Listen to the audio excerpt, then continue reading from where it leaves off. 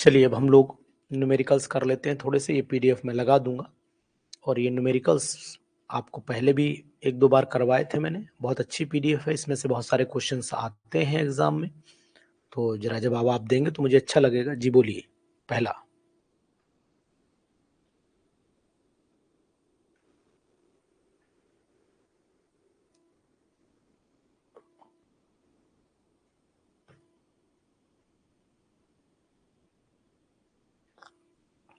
Which of the solution of NaCl will have the highest value of conductivity.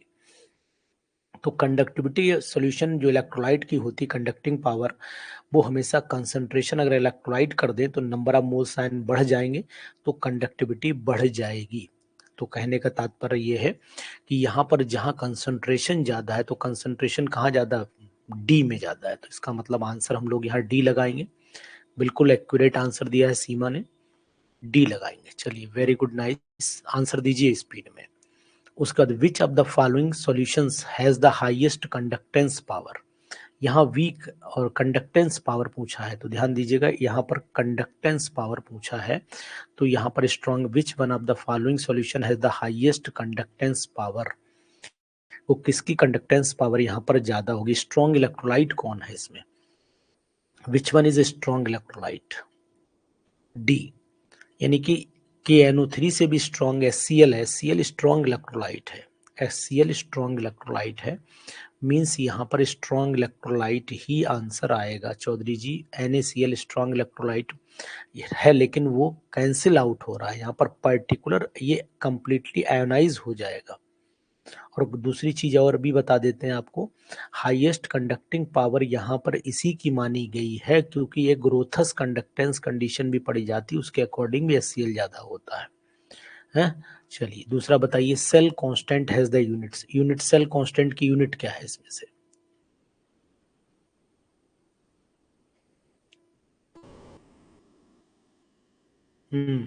बोलिए। Cell constant की unit क्या है, third वाले में बताइए, सेल कांस्टेंट की यूनिट क्या है। भाई सेल कांस्टेंट कैसे निकालते हैं, L/A ही तो होता है, तो इसका मतलब वो सेंटीमीटर इनवर्स होगा ना, बी होगा, बी। अजय प्रताप, अजय क्वेश्चन समझ में आ रहे हैं। ऋचा पटेल क्वेश्चन आ रहे हैं, करिए। चौधरी जी बताइए क्वेश्चन। उसके बाद क्वेश्चन नंबर नेक्स्ट फोर्थ पर आ जाइए। The increase in equivalent conductivity of an weak electrolyte solution with dilution is attributed to. Equivalent conductance किसी भी की भी हो, मैंने बोला है कि वो इंक्रीज कर जाती है, ठीक है। चाहे मतलब डिग्री ऑफ डिसोसिएशन जो है अगर मैं देखूंगा तो इंक्रीज करेगी, तो आयनिक मोबिलिटी भी इंक्रीज करेगी। तो फोर्थ का दोनों ऑप्शन सही जाने चाहिए, फोर्थ के दोनों ऑप्शन सही जाने चाहिए, ठीक है। ये फार्मूला कब वैलिड होता है, बहुत इंपॉर्टेंट, वेरी वेरी इंपॉर्टेंट, कब ये फार्मूला वैलिड होता है, ये फार्मूला कब वैलिड होता है, फिफ्थ वाला, वीक इलेक्ट्रोलाइट के लिए। बहुत सुंदर, बहुत, देखिए आंसर अब आपको बहुत सारे चीजें याद हो गई होंगी। वीक इलेक्ट्रोलाइट के लिए ये काम करता है, एक बार देना कोई चीज जो है बार बार रिपीट करते तो रट जाती है।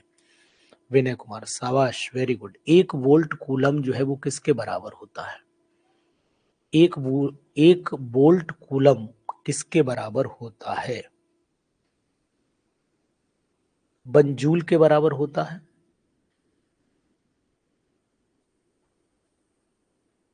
अच्छा, इक्वल टू 7 अर्ग के बराबर भी होता है, 1 जूल के बराबर भी होता है, और ये एक एनर्जी की यूनिट भी है, सभी है ना, एक एनर्जी की यूनिट भी है। तो इसका मतलब डी ऑप्शन लगा दूं, डी ऑप्शन लगा दूं, डी पे टिक कर दूं। ठीक। Which relation is correct for Kohlrausch law, बताओ इसे विनय, इंपॉर्टेंट लिख लो, एस्टेट लिख लो इसके ऊपर, BPSC में भी आ सकता है, PGT एग्जाम्स भी लिख लो इस पे।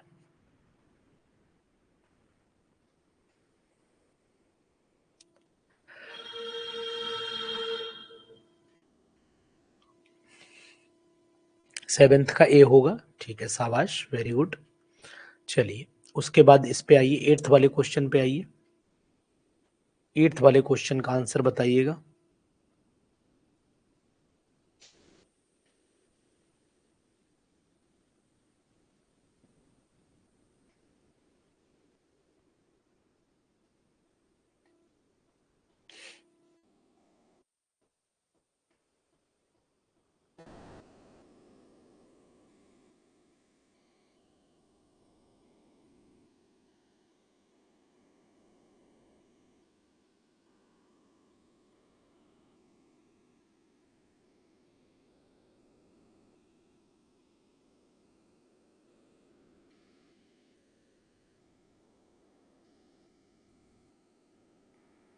भूलिएगा, 8th हो गया। Eight infinite dilution stage the solution, बताइए जल्दी से। Does not contain, does not contain, 8th वाला बहुत अच्छा क्वेश्चन, मैंने कई बार इसे कराया है। एट इनफाइनाइट डाइल्यूशन आयनाइजेशन ज्यादा हो जाएगा, जब आयनाइजेशन ज्यादा हो जाएगा तो मतलब एसीटेट आयन नहीं रह जाएंगे। इनफाइनाइट है ना, इस बात का ध्यान दीजिएगा, केवल डाइल्यूशन होता तो गड़बड़ हो जाता। डज नॉट कंटेन की बात है, ठीक है, बेहद बहुत सुंदर।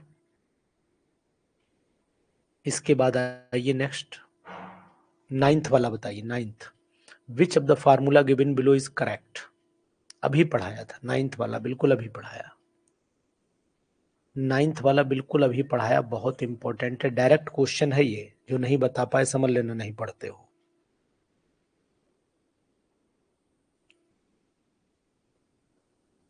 नाइन्थ वाला बोलिए।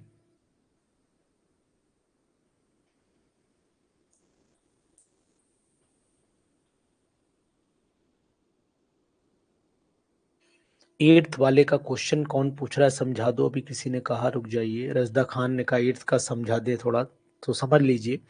जब इनफाइनाइट डाइल्यूशन कर दोगे तो एसीटेट एसिटिक एसिड को जब खूब पानी मिला दोगे तो ये पूरा टूट जाएगा एसीटेट आयन में और H पॉजिटिव आयन में, तो ये बचेंगे ही नहीं, न नेग्लिजिबल हो जाएंगे, ये नेग्लिजिबल हो जाएंगे, इसीलिए ये पानी में नहीं मिलेंगे, ये इसके अंदर नहीं मिलेंगे।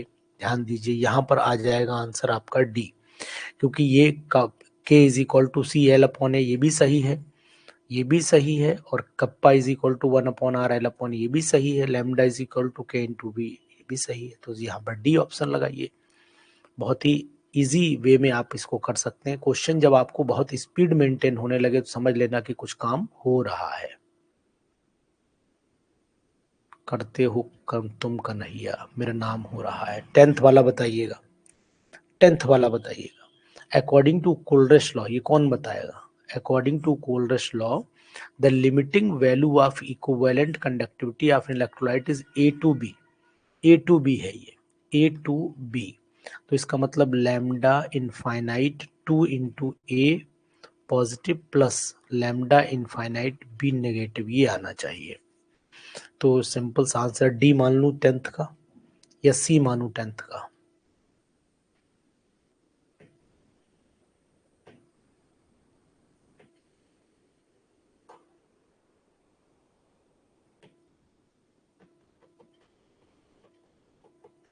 डी आएगा, अजय डी।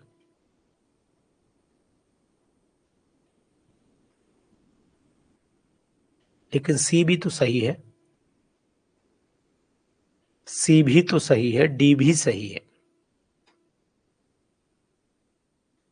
देखो ये दोनों ही सही जाएंगे। एक्चुअली में समस्या यहाँ पर थोड़ा क्लियरिटी नहीं है। हाँ, बिना डी भी सही है। यहाँ पर एक्चुअल में आपको जो डी दिख रहा है वो नहीं है जो आपको दिख रहा है। देखिए यहाँ पर ध्यान दीजिएगा, समझिए, यहाँ पर रुक जाइए, मैं जो कह रहा हूँ वो समझिए। यहाँ पर एक नेगेटिव दिया हुआ है, यहाँ पर केवल वी पर एक नेगेटिव दिया है, जबकि यहाँ एक्चुअल में दो नेगेटिव आएंगे, दो नेगेटिव आएंगे, इसलिए आंसर में यही सही माना जाएगा। यहाँ पर एक नेगेटिव दिया है और यहाँ पर 2 नेगेटिव दिए हैं, ये बी के ऊपर 2 नेगेटिव है, तो आंसर फिर यही सही माना जाएगा, क्योंकि जब आप इसे तोड़ोगे तो 2a पॉजिटिव और यहाँ पर बी पर 2 नेगेटिव आएंगे, सी ही सही होगा।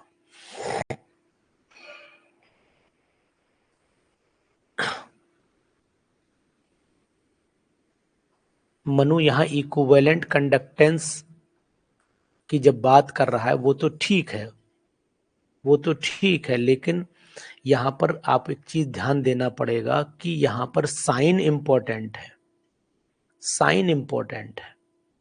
साइन थोड़ा ना बदल जाएगा, चाहे इक्विवेलेंट हो या मोलर कंडक्टिविटी हो, साइन नहीं बदलेगा, साइन चार्ज तो उतना ही रहेगा ना।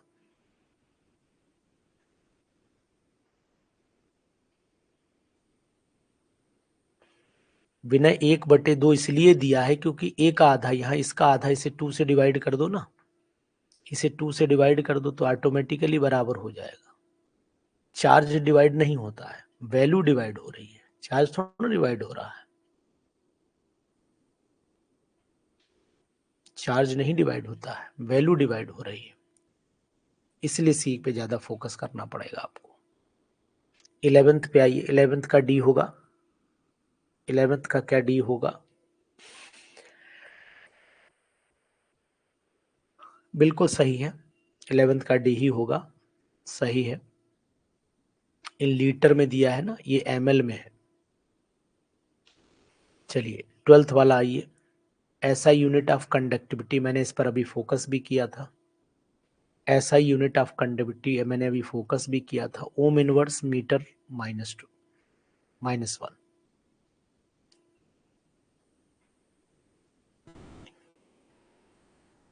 ओम इनवर्स मीटर -1।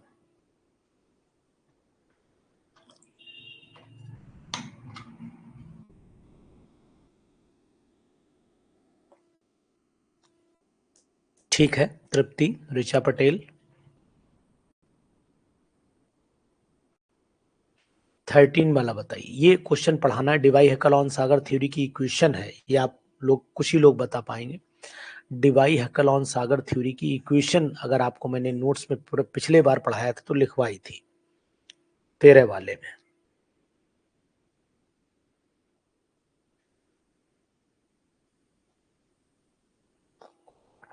ये इक्वेशन याद होगी तभी बता पाओगे, नहीं तो नहीं बता पाओगे। डिवाई हैकलॉन सागर थ्योरी की जो इक्वेशन है वो ये होती है, lambda m is equal to lambda infinite minus B root C होती है।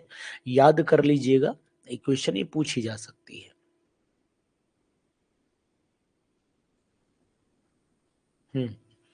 आयनिक मोबिलिटी बताइए क्या होती है, what is ionic mobility? Ionic mobility बताइए क्या होती है? Ionic mobility of an ion at infinite dilution is related to its ionic conductance। 14 वाला,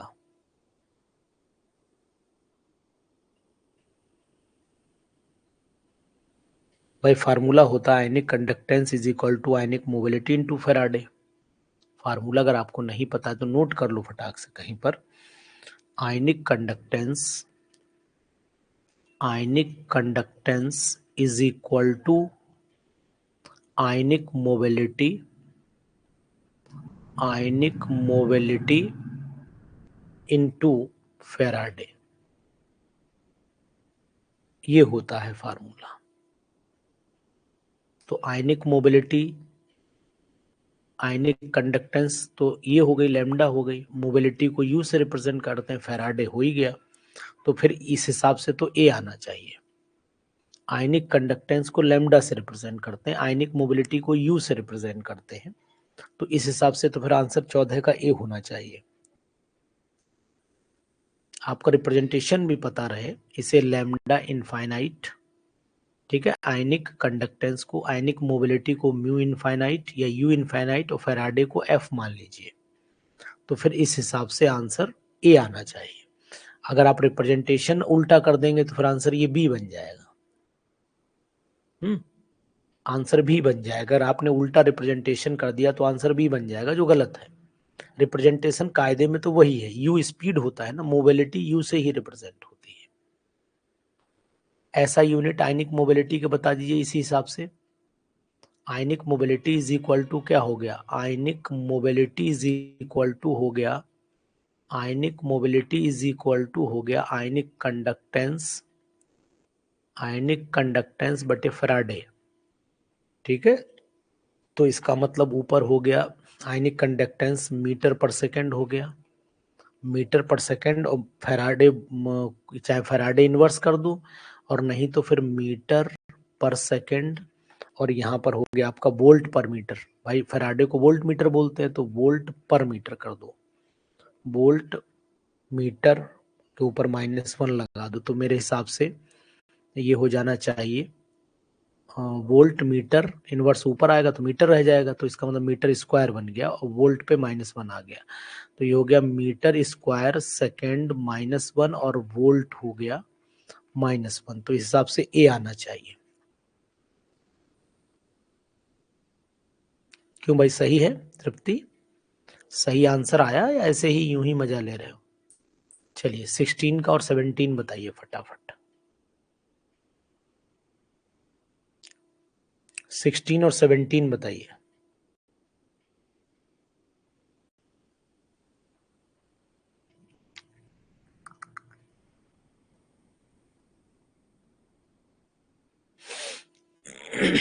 सिक्सटीन 17 बताइए Seema. The measurement of conductances of the electrolytic solution, one must uses conductivity water. ठीक है, conductivity water is the water which is obtained after several time distillation. बहुत some time तक बार बार distillation से जो मिलता है उसे हम लोग कंडक्टिविटी वाटर बोलते हैं। पॉली वाटर में बहुत सारी चीजें मिलाई जाती हैं। ठीक है, ये कोई पर्टिकुलर वाटर नहीं है, ये यूज कहीं नहीं होता है। टैप वाटर पानी वाला होता है, डिस्टिल वाटर वही सिंपल जिसमें मिनरल्स नहीं होते।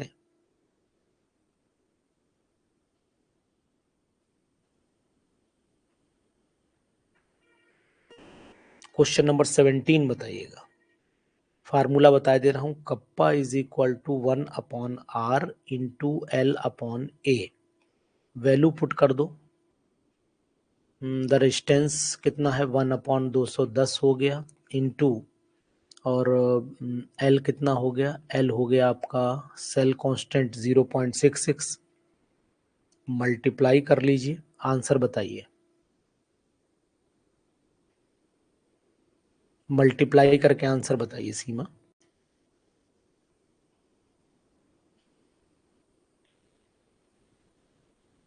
उसी सॉल्यूशन की पूछी गई इसलिए इसका कोई यूज नहीं होगा। आंसर बताइए 17 का।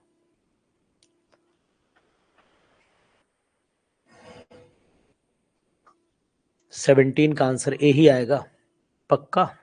चलो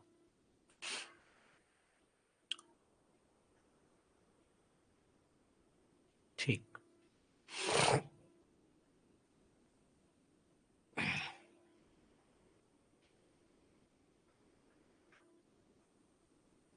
सेम कंडीशन पे ये क्वेश्चन है, बताइए 18। बिल्कुल सेम फार्मूला लगेगा, सेम फार्मूला लगेगा, बिल्कुल ditto. Kappa is equal to 1/r into L/A, तो इसमें हो जाएगा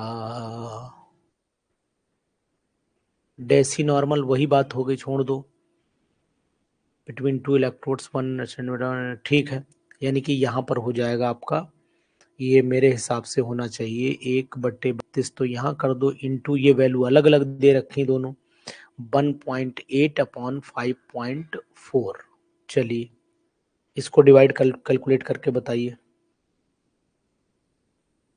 इसको जब कैलकुलेट करोगे तो लग रहा है 0.01 के आसपास आना चाहिए, 0.01 आया। ठीक है, अब फार्मूला लगाना क्या है, निकालना क्या, स्पेसिफिक कंडक्टेंस और इक्विवेलेंट कंडक्टेंस, तो दो चीजें हो गई, तो लैम्डा वो सेम ही आएंगी, lambda is equal to kappa यानी कि 0.01 इंटू 1000 अपॉन नॉर्मेलिटी निकाल दो, अपॉन नॉर्मेलिटी वैल्यू पुट कर दो नॉर्मेलिटी की, तो ये हो गया आपका पॉइंट कितना हो जाएगा बताइए। ये मल्टीप्लाई जब होगा और नीचे नॉर्मेलिटी 0.1 रखिए, आंसर बताइए।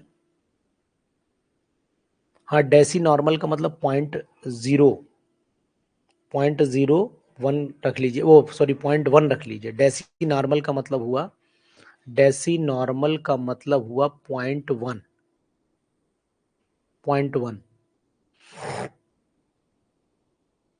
कितना आ रहा है आंसर? कप्पा तो ये आ गया, यही लगभग ये जो आया ये कप्पा आ गया, तो ये इतना ही आ रहा है यहीं पर।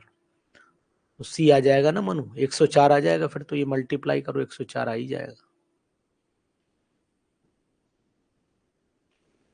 क्योंकि ये पूरी वैल्यू 0.0104 आएगी। ये पूरी वैल्यू 0.0104 आएगी, मल्टीप्लाई कर लीजिए। तो 0.01 इंटू 1000, सॉरी 0.01 क्यों लिखो, फिर तो पूरा लिखो इसे वैल्यू को, तभी काम चलेगा आपका। Lambda is equal to 0.0104 multiplied by 1000 divided by normality 0.1। अब आप निकालो तो 104 आ जाएगा ये, तो आंसर सी आ रहा है फिर, है? समझ में आ रहा है प्रीति? चलो इसके बाद आ जाओ बेटा क्वेश्चन नंबर 19 पर। सेम है, कर लोगे? क्वेश्चन नंबर 19 सेम है, कर लोगे? बोलिए 19 सेम है, कर पाओगे? नहीं 19 करिएगा, पीडीएफ लगा दूंगा। 19th वाला करिएगा, पीडीएफ लगा दूंगा। सेम फार्मूला यहां पर भी लगेगा।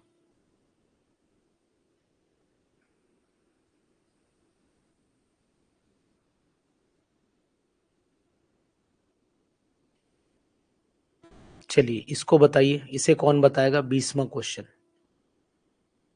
20वां क्वेश्चन।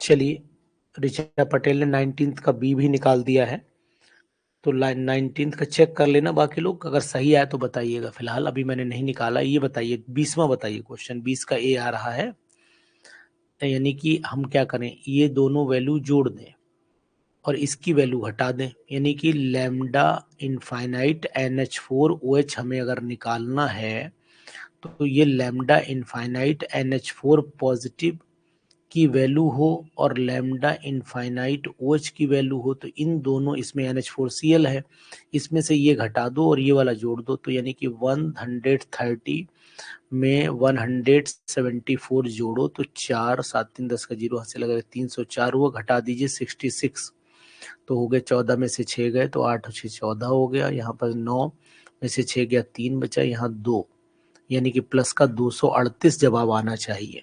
20 का ए आ जाएगा, बिल्कुल accurate.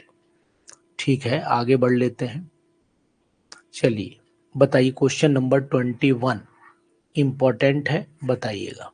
Question number 21, the ionic conductivity of H positive ion and OH negative ion at इतना इतना, ये सब आपकी आयनिक कंडक्टिविटी दे रखी है।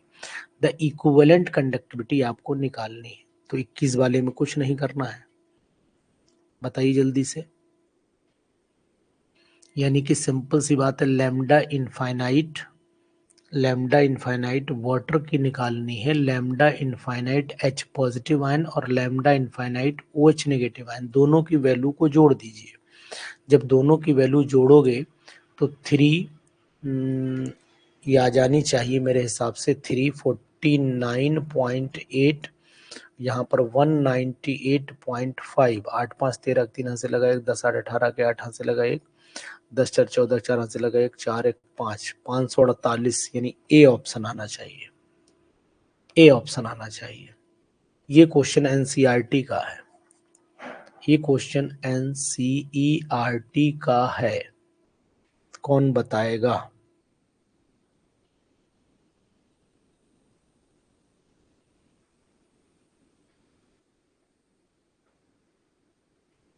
एनसीईआरटी का क्वेश्चन है, जल्दी बताइए 22वां क्वेश्चन।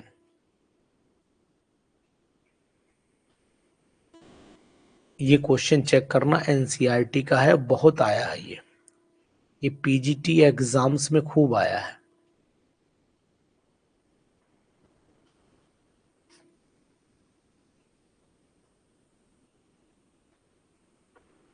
हो गया ना 22? चलिए, बाकी क्वेश्चंस की पीडीएफ में लगाऊंगा, क्वेश्चंस की पीडीएफ में लगा दूंगा, इसको एक बार पूरी सॉल्व कर लीजिएगा, ध्यान से कर लेंगे ना, इतना रखूं।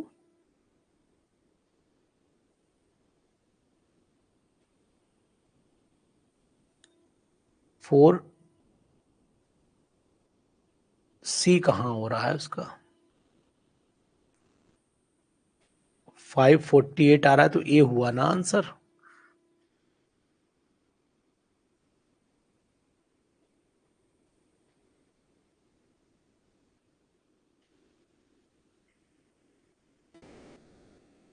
कर लेंगे ना, पीडीएफ लगा देंगे, कर लीजिएगा।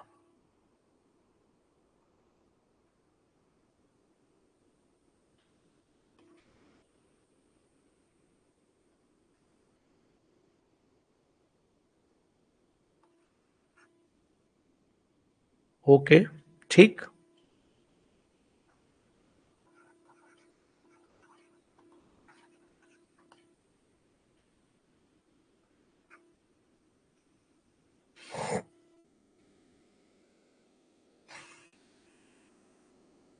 जो नहीं आए बताइएगा।